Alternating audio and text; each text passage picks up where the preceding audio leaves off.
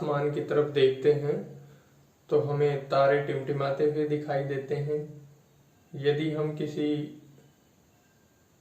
पानी भरे हुए पात्र में कोई सिक्का वगैरह डाल दें, कोई भी वस्तु डाल दें, तो वो हमें ऊपर उठी हुई दिखाई देती है।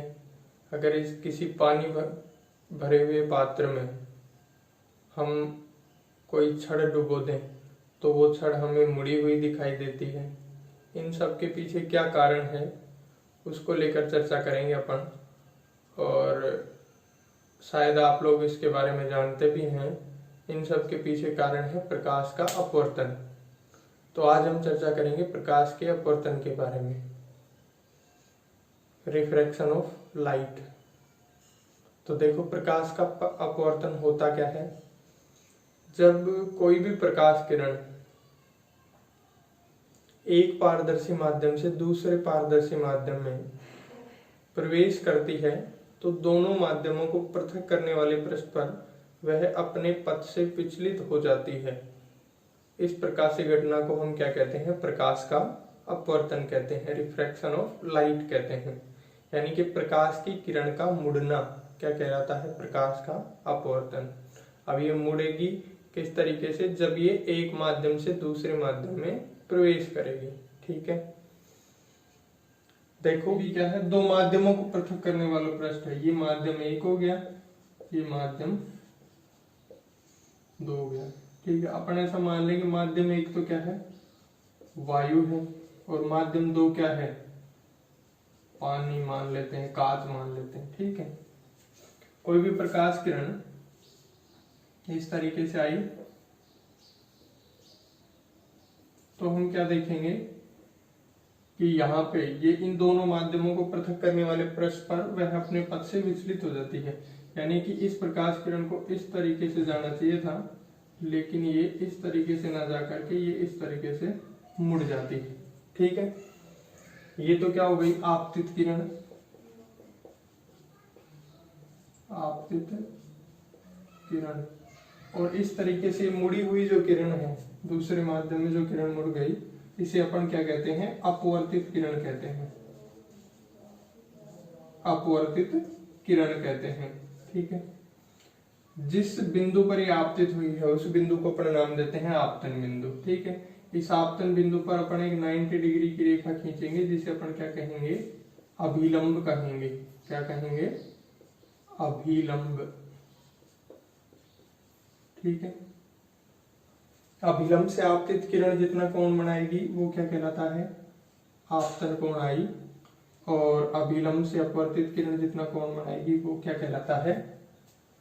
अपवर्तन कोण आर। ठीक है, तो इस तरीके से जब कोई भी प्रकाश किरण एक माध्यम से, एक सममांगी पारदर्शी माध्यम से दूसरे सममांगी पारदर्शी माध्यम में प्रवेश करती है तो वह अपने मूल पथ से विचलित हो जाती है। कहां पर? दोनों माध्यमों को पृथक करने वाले पृष्ठ पर। ठीक है, तो इस घटना को अपन नाम देते हैं प्रकाश का अपवर्तन। ठीक है, तो ये तो बात हो गई डेफिनेशन की, है ना। और ये सब अपन ने देखा कि भाई ये आपतित किरण है, ये क्या है? अपवर्तित किरण। ये आपतन कोण आई और ये अपवर्तन कोण आर। ठीक है, आई तो क्या है? आपतन कोण, और आर क्या है? अपवर्तन कोण। ठीक है, अब अपन बात ये करें कि प्रकाश का अपवर्तन होता क्यों है। ठीक है, यानी कि प्रकाश जब एक पारदर्शी माध्यम से दूसरे पारदर्शी माध्यम में प्रवेश करता है तो वह मुड़ क्यों जाता है, उसका अपवर्तन क्यों होता है। ठीक है, तो देखो, प्रत्येक माध्यम में प्रकाश का जो वेग है वो क्या होता है? अलग अलग होता है। ठीक है, प्रत्येक माध्यम में प्रकाश का वेग क्या होता है? अलग अलग होता है। इस वजह से ही प्रकाश का अपवर्तन होता है। तो अलग अलग माध्यमों में प्रकाश का वेग अलग अलग होने के कारण क्या होता है? प्रकाश का अपवर्तन होता है। ठीक है, यानी कि जैसे हमने यहाँ पे बात करी, यहाँ पे माध्यम क्या है? वायु, और यहाँ पे माध्यम क्या है? पानी। ठीक है, तो इस तरीके से जब प्रकाश किरण वायु से चलती हुई और माध्यम पानी में प्रवेश करेगी तो उसका वेग क्या हो जाएगा? कम हो जाएगा।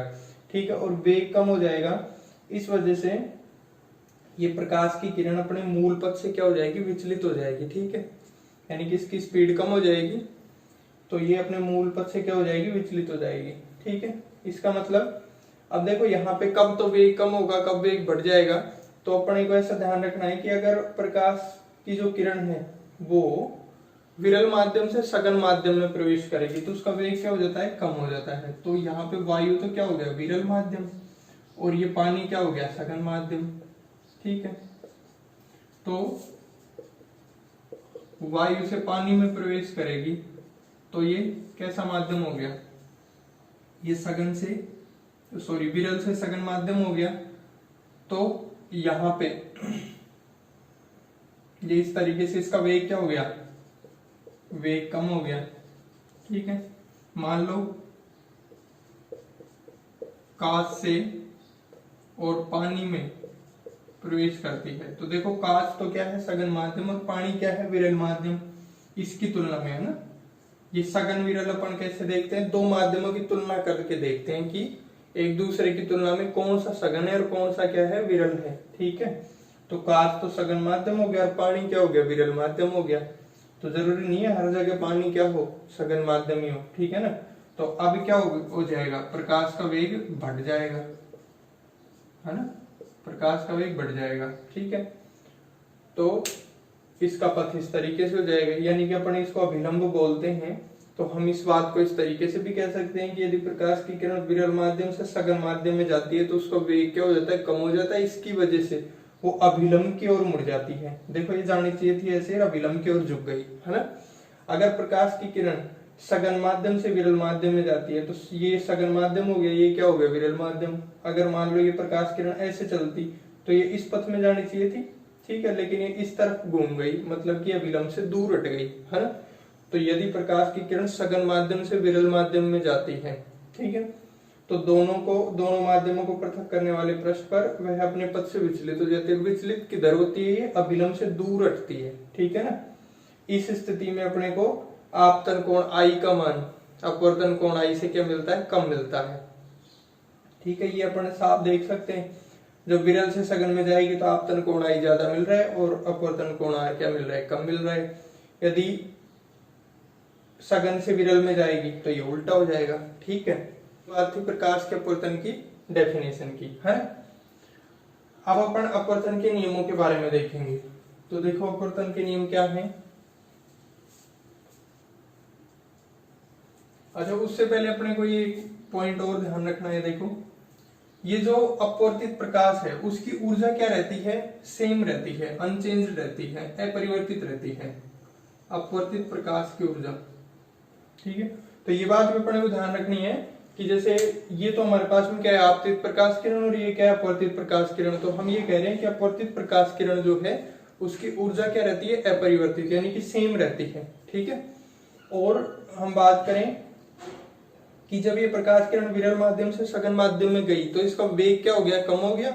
वेग कम हो गया, इसकी वजह से इसका क्या हो जाएगा, इसकी जो तरंग दैर्ध्य है वो कम हो जाएगी, लेकिन आवृत्ति क्या रहेगी, अपरिवर्तित रहेगी। ठीक है ना, तो ये अपन ने प्रकाश के अपवर्तन के बारे में बात करी, ये अपने को ध्यान रखना है। अब अपन अपवर्तन के नियमों की बात करते हैं। अपवर्तन के नियमों की अगर अपन बात करें तो पहला अपवर्तन का नियम है अपना आपतित किरण आपतन बिंदु पर अभिलंब। ठीक है, फिर ओ नाम दे दिया इसको नाम दे देता हूं मैं, ये ओ पॉइंट है, तो ओ क्या है, आपतन बिंदु।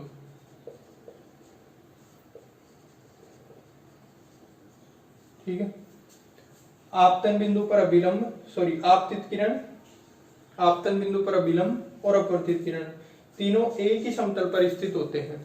ठीक है, पहला नियम तो क्या है, ये परावर्तन के पहले नियम की सेम ही है। आपतित किरण आपतन बिंदु पर अभिलंब और अपवर्तित किरण तीनों एक ही तल में स्थित होते हैं। ठीक है, एक ही तल समतल पर स्थित होते हैं। पहला नियम तो ये हो गया। दूसरा नियम क्या होता है, आपतन कोण की ज्या और अपवर्तन कोण की ज्या का अनुपात एक नियतांक होता है। ज्या क्या होती है, साइन, यानी कि साइन आई बटे साइन आर,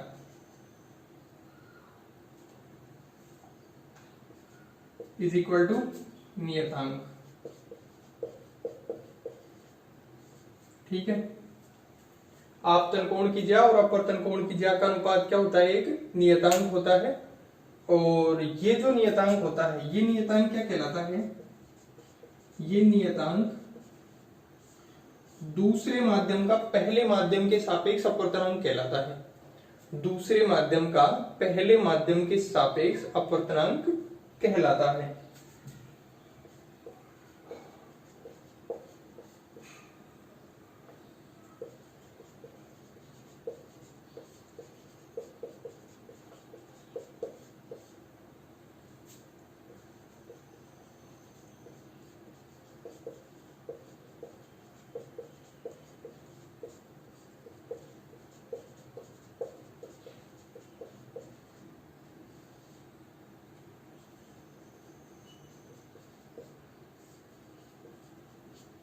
ठीक है, ये नियतांक क्या होता है, दूसरे माध्यम का पहले माध्यम के सापेक्ष अपवर्तनांक होता है। ठीक है, इसे हम n21 से या μ21 से डिनोट करते हैं। ठीक है, तो इसका मतलब क्या हो गया कि यहाँ पे हमारे पास में n21 का जो मान है वो कितना हो गया, साइन आई बटा में साइन आर। ठीक है, ये जो अपवर्तनांक है इसको अपन इस तरीके से भी डिनोट कर सकते हैं। देखो, यदि हम ये जो पहला माध्यम है इसमें प्रकाश का वेग कितना माने, v1 माने, और ये जो दूसरा माध्यम है इसमें प्रकाश का वेग कितना माने, v2 माने, तो n21 का मान जो है, यदि पहले माध्यम में प्रकाश का वेग v1 हो और दूसरे माध्यम में प्रकाश का वेग क्या हो, v2 हो। ठीक है, तो दूसरे माध्यम का पहले माध्यम के सापेक्ष अपवर्तनांक यानी कि n21 का मान इन दोनों माध्यमों के वेगों के इन दोनों माध्यमों में प्रकाश के वेगों के अनुपात के रूप में भी लिखा जा सकता है, यानी कि v1 बटा v2, किसका मान हो जाएगा, n21 का। अब देखो ये जो अपवर्तनांक है ना, अपवर्तनांक कैसी राशि है, ये चूंकि ये अपवर्तनांक जो है ये अनुपात है तो ये विमाहीन राशि है। अपवर्तनांक विमाहीन और अदिश राशि है। अपवर्तनांक कैसी राशि है, विमाहीन राशि है और अदिश राशि है। ठीक है, ये बात हो गई। अब देखो ये जो अपवर्तनांक है ये जनरली अपन दो माध्यम चूज करते हैं। यदि हम पहला माध्यम यानी कि अपवर्तनांक बताने के लिए अपन इस तरीके से बताते हैं कि भाई पहले माध्यम के सापेक्ष दूसरे माध्यम का अपवर्तनांक है ना, तो यदि हम पहला माध्यम क्या चुने, या तो वायु चुने या निर्वात चुने, है ना। यदि पहला माध्यम क्या चुने, वायु चुने या निर्वात चुने, तो देखो इसको मैं मिटाऊंगा थोड़ा सा।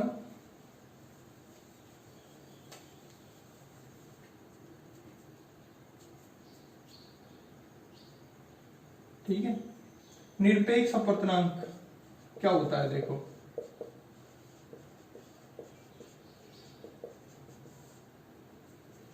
तो यदि हमारे पास में पहला माध्यम या तो वायु हो या क्या हो, निर्वात हो। ठीक है, अब ये वायु या निर्वात, वैसे तो अपन निर्वात के सापेक्ष किसी माध्यम के अपवर्तनांक को क्या कहते हैं, निरपेक्ष अपवर्तनांक कहते हैं। ठीक है, जो निर्वात होता है उसका अपवर्तनांक कितना होता है, फिक्स 1 होता है। ठीक है ना, और जो वायु होती है उसका अपवर्तनांक 1.0003। ठीक है, तो लगभग ये 1 के बराबर है। ठीक है, तो हम दोनों को ही सम्मिलित कर लेते हैं कि वायु या निर्वात के सापेक्ष किसी माध्यम का अपवर्तनांक क्या कहलाता है, निरपेक्ष अपवर्तनांक। इसको अपने को जैसे यहाँ पे 2 डिजिट अपन ने दिखाए हैं n21 का मतलब दूसरे माध्यम का पहले माध्यम के सापेक्ष अपवर्तनांक है ना। इसको इस तरीके से डिनोट नहीं करते अपन सिर्फ n लिखेंगे यहाँ पे। ठीक है, तो हम ऐसा मान लें कि भाई ये वायु है, इसमें प्रकाश का वेग c, और ये दूसरा माध्यम है, इसमें प्रकाश का वेग कितना है, v है। ठीक है ना, तो हम इसको किस तरीके से लिख सकते हैं, n का मान c/v। ठीक है, यहाँ पे n तो क्या हो गया, अपवर्तनांक। ठीक है, और ये वायु में प्रकाश का वेग,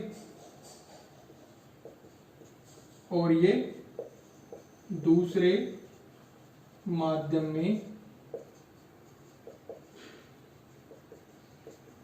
प्रकाश का वेग। ठीक है, तो n बराबर कितना हो जाएगा, c/v। ठीक है, तो ये बात हो गई निरपेक्ष अपवर्तनांक की। यहाँ पे ये अपन ने जो n21 का मान लिखा है, साइन आई बटा sine r is equal to v1 बटा v2, या फिर पहला माध्यम वायु या निर्वात है उसके लिए C/V लिख दिया अपन ने, ठीक है। तो इसको अपन, ये जो N21 है इसको अपन निरपेक्ष अपवर्तनांक के रूप में भी लिख सकते हैं। जैसे मान लो ये पहला माध्यम वायु न होकर के और कोई दूसरा माध्यम है जिसका निरपेक्ष अपवर्तनांक कितना है, N1 है, ठीक है। और ये जो दूसरा माध्यम है इसका निरपेक्ष अपवर्तनांक कितना है, N2 है, ठीक है।